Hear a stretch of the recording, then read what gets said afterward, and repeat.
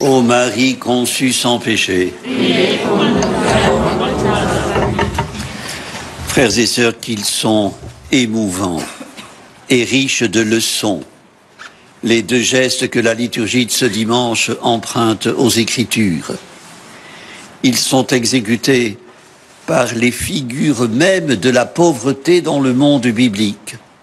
Deux veuves anonymes.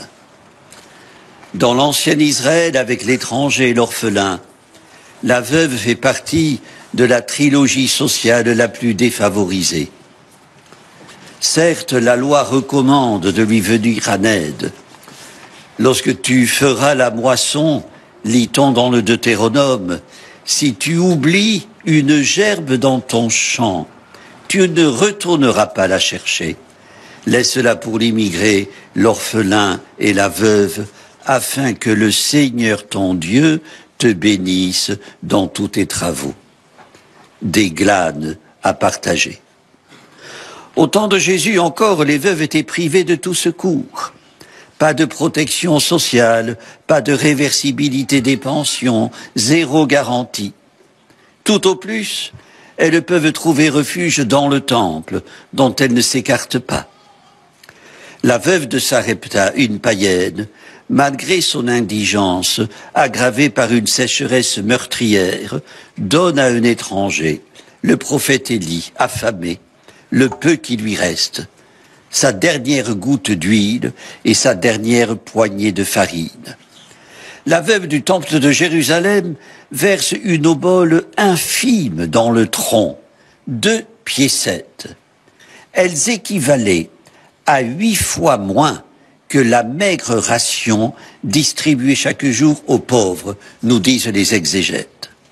Cette offrande est sans commune mesure avec les grosses sommes données par les riches, mais peu importe.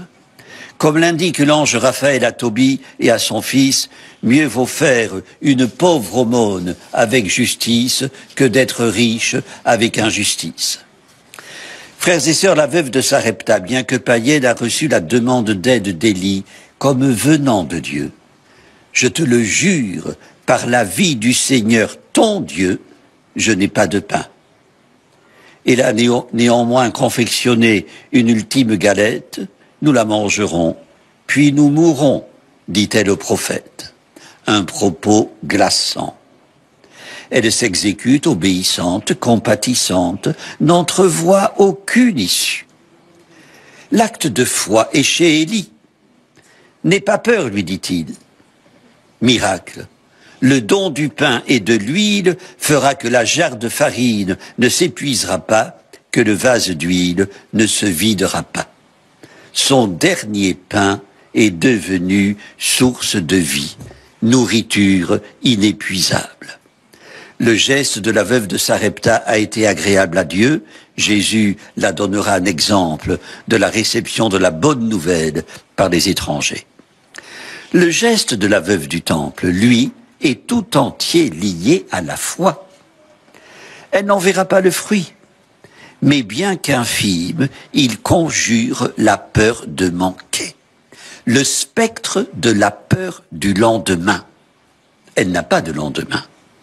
Le spectre de la peur de la mort. Nul n'y a pris garde. Il n'a pas échappé à Jésus. Cette femme a mis dans le trésor plus que tous les autres, dit-il solennellement. À ses yeux, l'obole de la veuve est sans prix. Une appréciation, frères et sœurs, qui invite à ne pas s'arrêter aux évaluations rapides ni aux apparences. Refusez de vous arrêter aux apparences, conseille un père dominicain, et vous vous débarrasserez de cette maladie qui empoisonne la vie sociale et qui est celle de la suspicion. En prenant sur son indigence, la veuve a cru pouvoir apporter son offrande à Dieu. Frères et sœurs, ces deux gestes de femme, en dépit de leur dissemblance, ont en commun de partir d'un cœur généreux. Quel contraste avec les scribes imposteurs. Leur hypocrisie ne dissimule pas, aux yeux de Jésus, l'abîme qui sépare leur dire et leur faire. Ils dévorent les biens des veuves et pour l'apparence, ils font de longues prières, ils seront d'autant plus sévèrement jugés. Une dénonciation étonnamment globale, Jésus connaît ses adversaires. Mais, frères et sœurs, une mise en garde qui vaut pour toute contrefaçon, pour tout décalage entre le devoir-faire et le contrefaire. Toute pratique de m'as-tu vu, qui n'est que dehors hypocrite, dissimulé sous le pire des masques. Une conduite indigne. Frères et sœurs, tout élan spontané et masqué chez l'imposteur et le tartuffe. Il peut faire illusion au regard des hommes, pas au regard de Dieu. La leçon est claire. Fuyons toute conduite guidée par le regard des hommes, optons pour une conduite placée sous le regard de Dieu. Mettons en accord nos paroles et nos actes. Ce sont ces derniers qui gagent la construction de notre vie et nous engagent au service des autres. Frères et sœurs, l'an dernier, au début de la pandémie, le pape François donnait ce conseil. L'heure est venue, disait-il, de dire non à la société hyper-virtuelle, désincarnée, et d'être attentif à la chair souffrante du pauvre, d'opérer une conversion. Les textes de ce dimanche nous le rappellent, l'authentique générosité, celle du cœur, la pauvreté évangélique sont agréables à Dieu, lui font hommage du meilleur de nous-mêmes. Dit avec les mots de Madeleine Delbrel, notre vie, pour être chrétienne, doit donner aux pauvres en chair et en os, à sa rencontre, à son accueil, à nos relations avec lui, une place où Jésus ne serait pas déplacé. Une très haute visée. Frères et sœurs, nos moyens sont faibles, notre temps compté. Il n'est pas vrai que l'authenticité et la générosité ne sont nulle part en ce monde. Il n'est pas vrai que toute conduite est déguisée. Le monde est en agonie jusqu'à la fin, a dit Pascal. Il n'empêche, même les désastres servent. Il est toujours temps de changer. Travaillons à notre propre conversion.